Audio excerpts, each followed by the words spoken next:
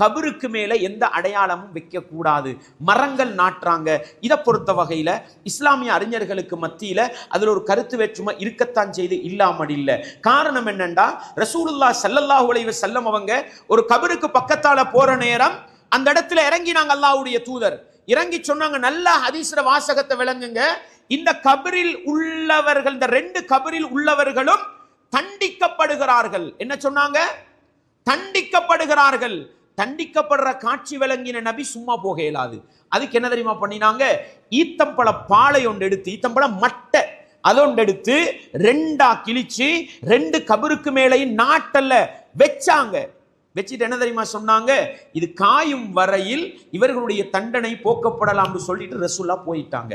ஒரு நபி ரஹ்மத்துல்லில் ஆலமீன், தண்டிக்கப்படுற காட்சி காட்டப்பட்டுச்சு.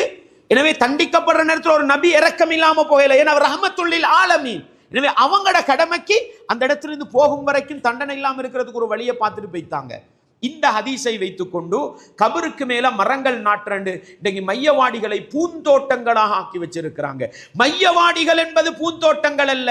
அதை பார்த்தால் மறுமை சிந்தனை வர வேண்டிய இடங்கள், பயம் வர வேண்டிய இடமா இருக்கணும். ஆனா இன்னைக்கு தண்ணி ஊத்தி மரம் வளர்க்கிற அளவுக்கு, சல்லி கொடுத்து பராமரிக்கிற அளவுக்கு மரங்களை வளர்க்கிறாங்க. இது நபி வழிக்கு அப்பாற்பட்டது.